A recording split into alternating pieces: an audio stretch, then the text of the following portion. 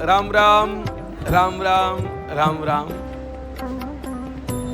अयोध्या, जहां किसी भी प्रकार के युद्ध की कोई संभावना न हो, क्योंकि वहां विराजमान है भगवान राम। आज कई सौ साल बाद राम मंदिर के ऊपर भगवा ध्वजा का रोहण हुआ है। ये सनातनियों के लिए, जहां हैं सनातनी पूरे विश्व में, उनके लिए बहुत गर्व का विषय है, उनके स्वाभिमान का विषय भी है। बड़ी तपस्या की गई और शायद आप लोगों को इतिहास पता है कि नहीं पता है। कुछ दिनों से ही हम जान रहे हैं कि वहां बलिदान दिए गए, परंतु जब बाबर ने मस्जिद तोड़ने का प्रयास किया, मंदिर तोड़ने का जब बाबर ने प्रयास किया, तो सबसे पहले जो वहां के राजा थे बस्ती के, उनके साथ में 10,000 हिंदुओं का बलिदान हुआ था। उसके बाद में वो एक बार असफल हो गया, नहीं तोड़ पाया। उसका जो करिंदा था, उसका जो बाजीर था, क्या नाम, मीर जाफर, नहीं तोड़ पाया। फिर जाकर के उसने खबर दिया, तो इस बार अकबर ने दुगनी सेना मुगलों की भेजी, बहुत तोप लगा करके भेजा। तो हिंदू जो थे आसपास रहने वाले क्षत्रिय, उन्होंने तो बलिदान दिया ही, उनकी स्त्रियों ने भी राम जन्मभूमि के लिए, राम जी के मंदिर के लिए घोर संग्राम करके, कहते हैं गजट में ऐसा उल्लेख मिलता है कि 7,000 पुरुष बलिदान दिए, खत्म हुए, उस समय मारे गए उस युद्ध में, और उसके बाद 24,000 लड़कियां और लेडीजों को काट डाला उन्होंने। थोड़ी संख्या नहीं होती। अबोध बच्चे, स्मरण करके हृदय विदीर्ण होता कि छोटे छोटे बच्चे जो जानते भी नहीं थे कि राम का मंदिर है, कि धर्म क्या होता है, उनको भी उन लोगों ने घरों में घुस करके काट के बोटियां फेंक दी। सरजू लाल हुई। इसके बाद एक बार फिर वो असफल हुए, क्योंकि वहां की जो रानी थी, उसने बहुत बेचारी ने कोशिश किया, लेडीजों की सेना बनाई। तीसरी बार जब आक्रमण किया तो इतनी बर्बरता से किया कि गांव के गांव आग लगा करके जला दिए। गांव के गांव कोई रह ही नहीं गया, वहां पूरा सुनसान हो गया। उसके बाद उन लोगों ने उस मंदिर को तोड़ा क्या, उसी को मस्जिद में कन्वर्ट कर दिया। जो मंदिर की ध्वजा होती है, मंदिर का जो आपका कलश होता है, वो सब निकाल करके फेंक दिया और उसको मस्जिद घोषित कर दिया कि मस्जिद है। मजे की बात ये रही साहब जी कि मस्जिद घोषित तो किया, पर नमाज कभी नहीं पढ़ा उन लोगों ने। वहां जाकर के नमाज, वहां तो भी थोड़ा कुछ में कुछ पूजा पाठ, ये कुछ करने का प्रयास हिंदू करते रहे, पर असफल रहे। इतने बलिदान के बाद आज जब ध्वजा का रोहण हुआ है, प्रधानमंत्री जी ने किया है, तो ये हम आप सबके लिए गौरव का विषय है। हमारा विषय है कि ध्वजा का महत्व मंदिर में क्या है। आप लोगों ने सुना होगा बोलचाल की भाषा में, पुराणों के माध्यम से तो हम इसको समझेंगे ही, बोलचाल की भाषा में विजय ध्वज क्या बोलते हैं। मंदिर के ऊपर अगर ध्वज फहरा रहा है तो सनातन की वहां विजय है। जिस दिन वो ध्वजा गिरा, उस समय उस जगह पे सनातन गिर गया। ध्वजा विजय का प्रतीक भी है कि ये धर्मावलंबी अभी तक विजेता हैं, विजयी हैं। उन्होंने अपने धर्म को संभाल के रखा है। मंदिर में ध्वजा लहरा रहा है, मतलब आप बस ध्वजा ही लहरा रहा है, झंडा लहरा रहा है ऐसा मानते, पर आप जानते नहीं कि झंडे का मतलब भी क्या है। आप जिस धर्म का झंडा लहराए, उस धर्म के अनुयायी उस धर्म से जुड़े हैं क्या, उसका पालन कर रहे हैं क्या? अगर कर रहे हैं तो ध्वजा ठीक है, नहीं कपड़ा भर फहराने से कोई मतलब।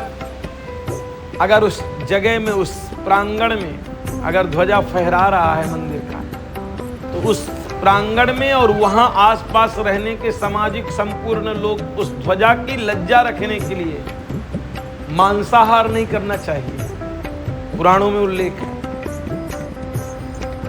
मांसाहारी ध्वजा के आसपास रहने, मंदिर के आसपास रहने वाले लोग मांसाहारी ना हो, झूठ ना हो, कपट ना हो, मैत्री भाव हो। अगर ध्वजा के आप प्रांगण में रह रहे, ध्वजा के आसपास 10 किलोमीटर रह रहे हैं लोग, आप मैत्री भाव से रहे। शाम के उस जगह पर, उस मंदिर में आकर के आरतियों में, अर्चनाओं में जुड़े। नहीं तो कपड़ा फहरा रहा है, कपड़े का लाल 10, 20, 50 रुपए का लिया और झंडा फहरा रहा है, ऐसा कोई इसका मीनिंग नहीं है, मतलब नहीं है इसका।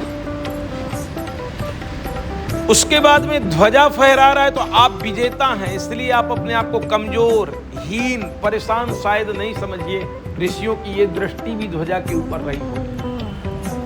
अपने को गरीब, अपने को परेशान, अपने को जिल्लत भरी जिंदगी, अपने को तकलीफों भरी जिंदगी जी रहे हैं, भू भार में। एवं दूसरा एक कारण है ध्वजा का, मंदिर में सब अवस्था में प्रवेश नहीं है, वर्जित है। जाति वर्ण विशेष के लिए नहीं मैं कह रहा हूं कि वर्जित है उनके लिए, पर व्यवस्था में ही वर्जित है, अव्यवस्था में वर्जित नहीं है। जैसे किसी के घर में कोई मरा, मरने के बाद 13 दिन तो मंदिर नहीं आएगा। कई संप्रदाय में 1.25 महीने मंदिर नहीं आएगा, वो 1.25 महीने मंदिर नहीं आएगा। कहाँ नहीं आएगा? उसको ध्वजा दर्शन से भगवान की मूर्ति के दर्शन का या मंदिर आने का फल प्राप्त हो।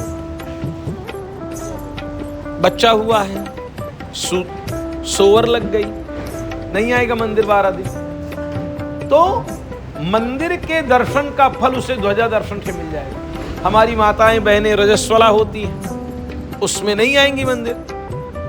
मंदिर का ध्वजा जहां से भी देख लेंगी तो उनको मंदिर के दर्शन का फल प्राप्त हो जाएगा।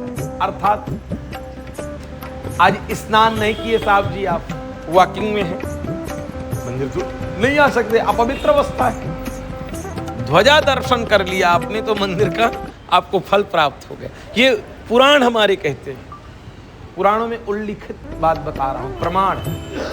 ध्वजा दर्शन से अपने को मंदिर में आने और मंदिर के प्रांगण में बैठने और मूर्ति दर्शन का फल मात्र ध्वजा दर्शन से मिल जाता है। कहां से मिल जाता है? इसलिए हमें प्रयास करना है कि ये ध्वजा विजेताओं का ध्वजा हो। फिर कपड़े फहरा दिया, तालियां बजा दिया, टीवी में समाचार आ गया, वो तो अच्छा काम किया उन लोगों ने, कोई बुरा काम नहीं किया, बहुत अच्छा काम किया। हमें गर्व होना चाहिए। हमारा जो प्रधानमंत्री है धार्मिक है, राजा धार्मिक होगा तो प्रजा की आस्था धर्म के प्रति बढ़ेगी। हमारे देश में ऐसे भी प्रधानमंत्री रहे हैं कि मंदिर में सोमनाथ के उद्घाटन में इसलिए नहीं पहुंचे कि इस्लाम का वोट, मुसलमानों का वोट नहीं मिलेगा, ये विचारधारा भी रही है। मंदिरों में इसलिए नहीं जाते थे कि हमारा एक वोट बैंक हमसे छिटक न जाए, परंतु आज ये विचारधारा है कि वो मंदिर में जा रहे हैं। अच्छी बात है, हमारे लिए स्वागत है।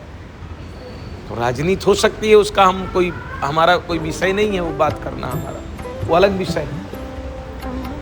दूसरा, मंदिर की ध्वजा का एक और कारण है कि जो भी हमारे परिवर्तित हो रहे हैं हिंदू, कहीं क्रिश्चियन में जा रहे हैं, कहीं इस्लाम में जा रहे हैं, उसका मूल कारण है कि उनको हम उतनी व्यवस्था नहीं दे पा रहे।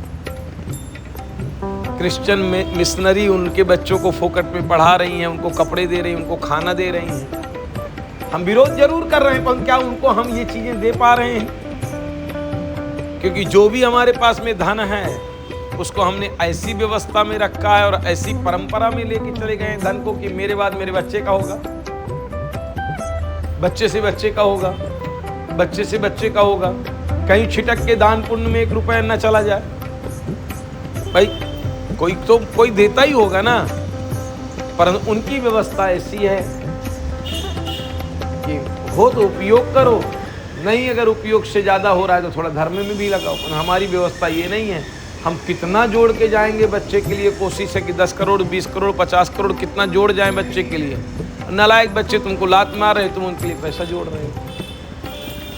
कहने से नहीं होगा कि धर्म परिवर्तन रोको। धर्म परिवर्तन कोई ना रोक पाएगा। व्यवस्थाएं मिलेंगी, गरीब जाएंगे बेचारे। अरे कोई भूख से रहना साहब, मर रहा है आदमी, मर रहा है, उसके घर में खाने के लिए रोटियां नहीं है, और आप पैसे के लिए मान लीजिए, तो उनको हम ये व्यवस्था में ले जाएं, या फिर उनको धर्म के विषय में प्रॉपर बता पाएं कि भाई धर्म परिवर्तन में ये दोष है और धर्म परिवर्तन तुमको नहीं करना चाहिए। अगर कोई अव्यवस्था हो रही है तो हमें सामाजिक तुम सहयोग हमसे लो, हम तुम्हारा सहयोग करेंगे। ऐसे हम लोग जब खड़े होंगे तब। ये तो प्रवचन देने से नहीं होगा ना, भाषण देने से क्या होगा। उनको कुछ में कुछ व्यवस्थाएं तो हम देना चाहिए। हम लोग उनसे कोई कनेक्टिविटी नहीं है हमारी, हम जाना भी नहीं चाहते हैं। अब हम किसके पास जाना चाहते हैं? जिस समुदाय के पास में वोट ज़्यादा है, जिस समुदाय के पास में, तो वो थोड़ा सा विचार करने जैसा है। तो अंतिम बात, हम सब बहुत सौभाग्यशाली हैं कि हमारे जिंदा जी आखिरकार राम मंदिर के ऊपर ध्वजारोहण हो गया। ये हम बहुत सौभाग्यशाली। राम राम, राम राम।